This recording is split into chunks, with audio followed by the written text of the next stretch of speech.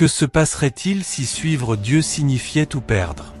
La célébrité, les amitiés, et même des millions de dollars. Pour ces 9 célébrités, la foi n'a pas été un chemin facile, mais une décision courageuse. Elles ont misé ce que ce monde considère comme le plus précieux. L'argent, le prestige et leur propre carrière. Le doute était inévitable. Sont-elles restées fermes et ont-elles tout perdu? Ou Dieu les a-t-il guidées vers quelque chose de bien plus grand? L'histoire commence avec un homme qui a été prêt à risquer 30 millions de dollars de sa propre fortune parce qu'il croyait que Dieu était de son côté. Avant de commencer, je tiens à remercier tous ceux qui soutiennent cette chaîne en laissant un like ci-dessous. Maintenant, allons au cœur du sujet. Mel Gibson, l'enfant chéri d'Hollywood, et en même temps, un complet outsider. Aucun chrétien dans l'industrie n'a payé un prix aussi élevé pour sa foi que Mel Gibson. Il a atteint les sommets avec des films comme Le Patriote et Braveheart. Ce dernier a remporté les Oscars du meilleur réalisateur et du meilleur film. Mais son monde a été complètement bouleversé lorsqu'il a décidé de se lancer dans son projet le plus personnel, la Passion du Christ. Je suis né dans une famille catholique et ma foi est chrétienne. J'y crois de tout mon cœur, donc représenter cela a été un honneur. La réponse de l'industrie a été immédiate et cinglante, un rejet total. Aucun grand studio n'a voulu participer. Gibson a alors pris une décision radicale. Il a investi 30 millions de dollars de son propre argent pour produire le film sur la souffrance de Jésus. Avant même sa sortie, le film était déjà l'objet de vives critiques. On l'accusait d'être dangereux et antisémite, malgré sa fidélité au récit biblique. Mais le public a réagi très différemment. La Passion est devenue un phénomène mondial, rapportant plus de 600 millions de dollars. Pourtant, au lieu de la reconnaissance, le boycott s'est intensifié. Des scandales personnels ont été mis en lumière, et Mel a été poussé à la marge de l'industrie. Bien que ses erreurs aient été publiques, beaucoup à Hollywood admettent que la véritable raison de son exclusion était le courage de représenter le sacrifice du Christ avec une telle crudité et vérité à l'écran. Même après presque une décennie dans l'ombre, Mel Gibson n'a pas abandonné. Peu à peu, il a reconstruit sa carrière, mais sans jamais renier la foi qui l'a conduit à tout risquer. Son audace a affronté toute une industrie pour représenter la vérité en laquelle il croit a inspiré des milliers de chrétiens à rester fermes, même lorsque le prix semble trop élevé. Jim Carrey. Jim Carrey a grandi loin des projecteurs et du luxe d'Hollywood. Son enfance a été marquée par de véritables difficultés. Sa famille vivait à Newmarket, Ontario, dans un milieu ouvrier où chaque centime comptait. Quand son père a perdu son emploi, les Carrey ont été forcés de vivre dans une camionnette garée près de la maison d'un proche. Même adolescent, Jim portait des responsabilités d'adulte. Selon un parent, il semblait avoir 30 ans dans un corps d'enfant.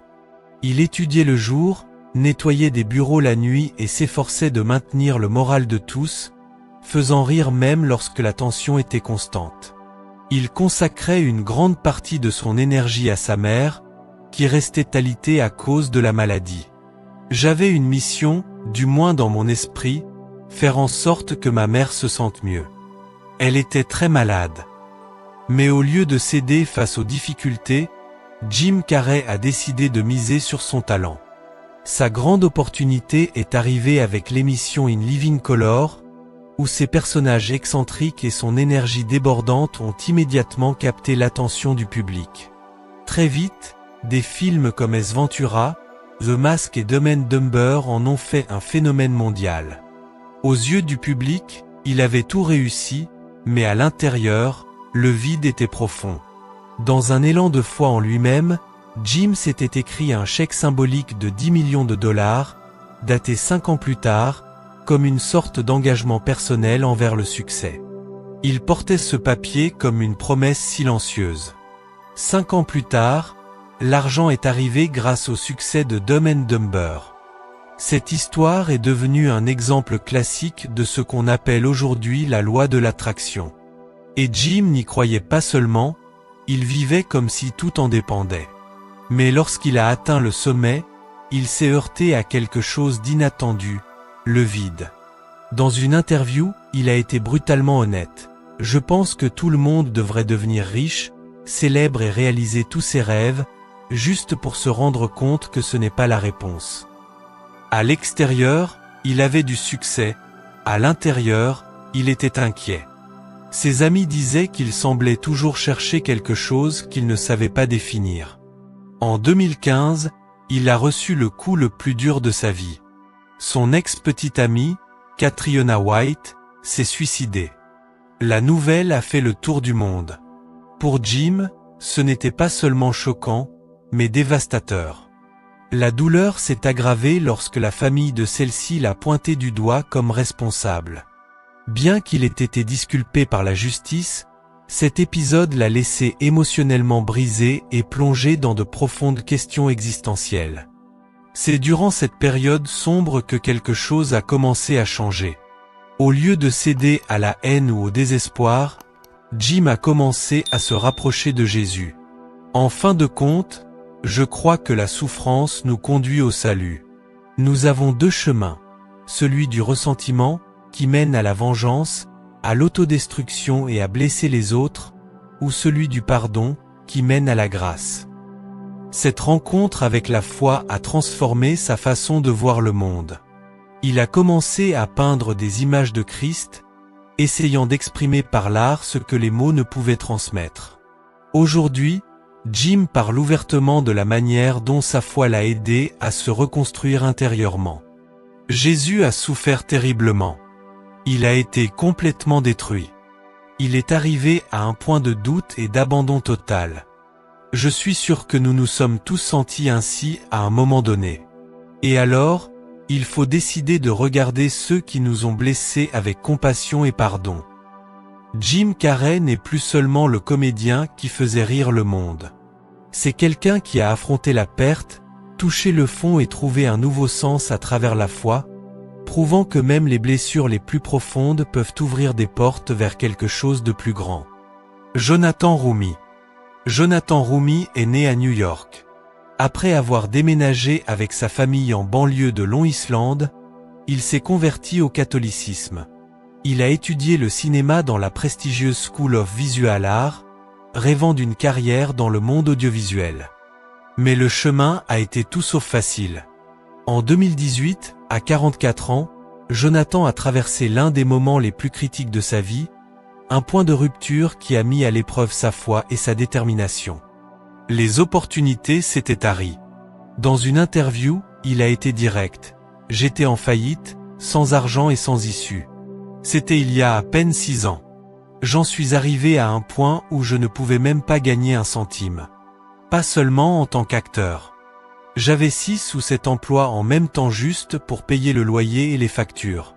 J'étais en crise totale, sans argent, sans nourriture. Je ne savais pas comment j'allais me nourrir le lendemain. Et alors, la seule chose qui me restait était de m'agenouiller, prier et confier ma vie à Dieu. Je lui ai dit, « Seigneur, si tu veux que je fasse autre chose, je le ferai. Je ne sais plus ce que tu attends de moi, mais je te fais confiance. Je remets tout entre tes mains. » Et ce même jour, un miracle financier s'est produit, quelque chose qu'il ne peut expliquer et qui a changé sa façon de voir la vie. 3 mois plus tard, son téléphone a sonné. De l'autre côté, il y avait Dallas Jenkins, le réalisateur et créateur d'une nouvelle série sur Jésus. Il lui a fait une proposition inattendue. Il voulait que Jonathan joue le rôle du Christ, mais d'une manière différente, plus intime, humaine et accessible. Et 3 mois après, Dallas Jenkins m'a appelé pour me proposer d'incarner Jésus dans The Chosen. Au début, ça semblait juste un petit projet de plus, a déclaré Jonathan. Mais cet appel a marqué le début de quelque chose de beaucoup plus grand. Cette invitation a donné naissance à The Chosen, une série qui a dépassé toutes les attentes, devenant un phénomène mondial et touchant des millions de personnes à travers le monde. Ce moment a été le tournant qui a complètement changé ma vie. Jonathan est un catholique pratiquant, il assiste régulièrement à l'Eucharistie, se confesse fréquemment et maintient sa foi au centre de sa vie. Son histoire montre quelque chose de simple mais profond. Dans les moments les plus sombres, quand tout semble perdu, Dieu est toujours là, attendant le moment précis pour agir. Chuck Norris. Carlos Ray Norris, mondialement connu sous le nom de Chuck Norris, est acteur, scénariste, producteur et artiste martial. Après avoir servi dans l'US Air Force, il a commencé à gagner en notoriété grâce à ses films d'arts martiaux. Cependant, le succès n'a pas suffi à guérir un mariage brisé, ni son addiction à l'alcool, ni le vide qui l'accompagnait même dans ses jours les plus glorieux. Il a grandi dans la pauvreté en Oklahoma, élevé par une mère célibataire qui ne cessait de prier pour lui. Elle répétait toujours « Dieu a un plan pour ta vie ». Pendant longtemps, Norris a cru que les arts martiaux lui donneraient la force nécessaire pour affronter toutes les difficultés, mais il se trompait. L'alcoolisme était une ombre dans sa famille, et il l'a bientôt atteint lui aussi. Je me détruisais avec des fêtes, essayant de combler le vide que je ressentais. Avec le temps, il a reconnu à quel point le style de vie d'Hollywood l'avait consumé. 30 ans de mariage se sont effondrés parce qu'il avait perdu de vue ce qui comptait vraiment. À ce point bas, quelque chose s'est réveillé en lui. Il s'est souvenu des prières de sa mère et a rouvert la Bible. Dans l'industrie du divertissement, il est facile de perdre son chemin et d'oublier ce qui est vraiment essentiel, a-t-il reconnu. Mais Dieu n'en avait pas fini avec moi. Quand il s'est marié avec sa deuxième épouse, Jenna, ils ont commencé à lire la Bible chaque matin. Aujourd'hui, Chuck Norris parle ouvertement de la manière dont sa foi lui a sauvé la vie. J'étais toujours rempli de colère. J'avais un grand vide dans le cœur. Rien ne me rendait heureux jusqu'à ce que je me marie avec une femme pieuse. Jim Caviezel. Jim Caviezel était au sommet de sa carrière. Il était une présence régulière dans les grandes productions hollywoodiennes jusqu'à ce qu'un jour, le téléphone sonne. C'était Mel Gibson. J'ai répondu et j'ai dit « Oui, je suis occupé ». Et il a dit « Jim, c'est Mel ». Puis il m'a demandé « Veux-tu toujours jouer Jésus ?» Caviezel a immédiatement compris le poids de cette proposition. Accepter ce rôle équivalait pratiquement à signer l'arrêt de mort de sa carrière à Hollywood. Il m'a dit « Si tu acceptes ça, il est probable que tu ne retravailles plus jamais ici. » Pendant un instant, il a eu peur, mais quelque chose de surnaturel l'a enveloppé. J'ai été envahi par une paix qui venait du ciel. Je lui ai dit « Écoute, mon ami, nous sommes tous appelés à porter notre croix. Si tu ne la portes pas, elle t'écrasera. » Tout le monde connaît le résultat. La passion du Christ est devenue un phénomène mondial, mais Mel Gibson avait raison. Les conséquences ont été dévastatrices pour Jim. Malgré le succès du film, Caviezel a été exclu de l'industrie. Il est passé de l'un des acteurs les plus demandés à un non banni à Hollywood. 2 de mes agents m'ont abandonné. Les studios ont arrêté de m'appeler. D'un coup, j'ai cessé d'être parmi les 5 acteurs les plus demandés, et je n'avais rien fait de mal, j'avais juste joué le Christ. Mais le plus frappant, c'est que Jim Caviezel ne regrette rien, pas une seconde. L'impact spirituel du film a surpassé tous les succès qu'il aurait pu obtenir en tant qu'acteur. Notre foi a un prix. Notre liberté aussi. J'ai été fouetté, crucifié, frappé par la foudre. J'ai subi une opération à cœur ouvert après des mois d'hypothermie sur le tournage.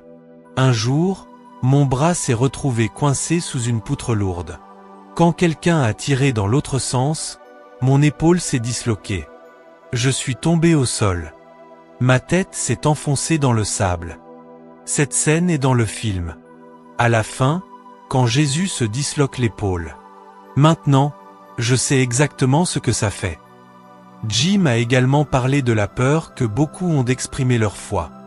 Il y a des collègues qui la cachent par crainte de perdre leur place dans l'industrie. Aujourd'hui, Jim Caviezel se prépare à reprendre ce rôle une fois de plus sous la direction de Mel Gibson. Hollywood a peut-être fermé ses portes, mais Jim Caviezel a trouvé quelque chose qu'aucune gloire ou contrat ne peut offrir. La certitude d'être du bon côté, la certitude de l'amour de Dieu.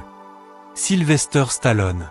Vous connaissez probablement Sylvester Stallone comme l'éternel Rocky Balboa, le boxeur qui est frappé, tombe au sol, mais se relève toujours. Le monde entier l'a applaudi à chaque coup, à chaque victoire improbable. Mais il y a un détail que peu remarquent. Tous les films de la saga Rocky commencent de la même manière, avec l'image du Christ descendant sur les poutres d'une église, proclamant la résurrection, juste avant de montrer Rocky encaissant une raclée. Ce n'était pas un hasard, c'était une déclaration symbolique. La foi n'est pas un détail décoratif dans les films de Stallone. Elle est la base de Rocky, et plus encore, de sa propre vie. Élevé dans une famille catholique, il admet s'être éloigné de la foi lorsque la célébrité a frappé à sa porte. Je le sais, j'étais un catholique strict, et à Hollywood, j'ai eu accès à toutes les tentations. J'ai commencé à croire en ma propre publicité et j'ai perdu mon chemin. Pendant des années, il a vécu les excès de la célébrité, mais quand le succès a cessé de combler son âme, il a tourné les yeux vers Dieu. J'ai décidé d'arrêter de tout contrôler et de remettre ma vie entre les mains de Dieu. J'ai toujours senti que j'étais choisi pour quelque chose. Ce tournant est arrivé en 2006 lors de la production de Rocky Balboa. C'est alors qu'il a déclaré publiquement être revenu à sa foi. Rocky n'est pas seulement un combattant, c'est quelqu'un avec du cœur, de la foi et un but. Sa lutte est aussi spirituelle. J'avais besoin de retourner à l'église. J'avais besoin de retrouver la foi. Jésus est celui qui me donne de l'équilibre. Quand j'essaie de le faire seul, tout s'effondre. Aujourd'hui, à 78 ans, Stallone sait clairement d'où vient sa force. Comme David face à Goliath, Rocky a gagné sur le ring, mais ses véritables victoires étaient intérieures. Brooke Shields. Comme beaucoup d'actrices, Brooke Shields a grandi sous les feux des projecteurs. Enfant, elle a été sexualisée dans des films comme Lagune Bleue ou Pretty Baby. Adolescente, elle était déjà une superstar mondiale, mais intérieurement, elle était complètement perdue dans une industrie qui ne l'a jamais protégée. J'étais évidemment leur plan parfait, ce qui est ridicule, mais ce qui comptait, c'était de vendre, a-t-elle dit avec ironie et douleur, comme quelqu'un qui comprend, trop tard, qu'elle a été exploitée. Elle a porté ce vide pendant des années, des relations difficiles, l'expérience douloureuse de la dépression postpartum, une thérapie intense juste pour respirer à nouveau. Jésus m'a montré que je pouvais être aimée sans être parfaite, sans être belle, célèbre ou mince, simplement aimée. Dans une industrie qui n'offrait que des exigences, elle a trouvé dans la foi ce qui lui avait toujours été refusé, un amour véritable. Denzel Washington. Denzel n'a jamais rêvé d'être acteur. Son plan était différent, devenir pasteur. En 1975, alors qu'il étudiait le journalisme, il avait échoué et se sentait abattu, assis seul sur un banc. C'est alors qu'une femme, Ruth Green, s'est approchée de lui. Elle m'a regardé et m'a dit « Tu vas voyager à travers le monde et parler à des millions ».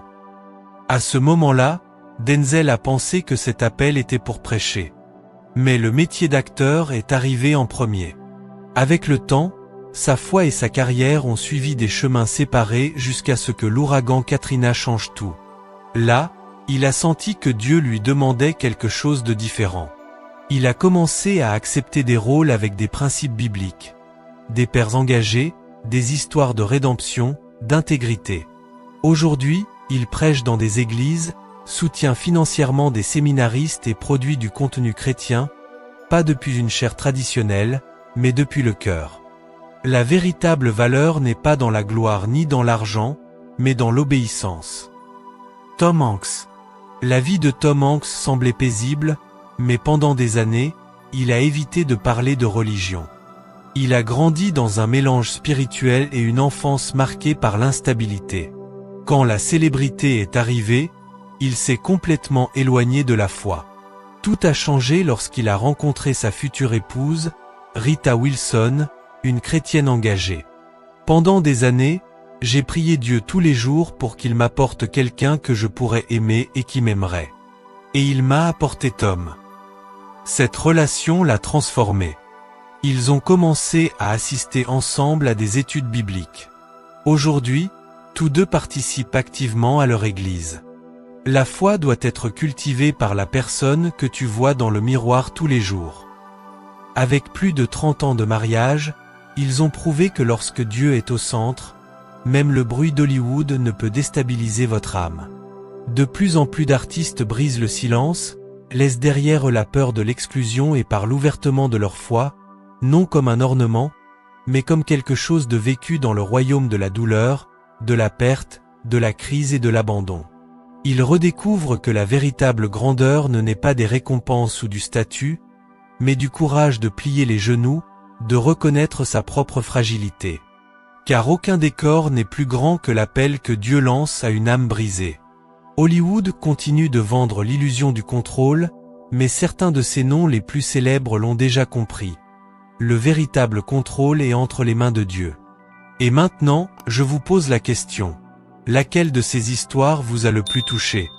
Si ce contenu vous a semblé précieux, je vous invite à le liker. Dedans, je révèle l'autre visage de la mort du Christ que les films et les séries n'osent jamais montrer. À bientôt dans la prochaine vidéo.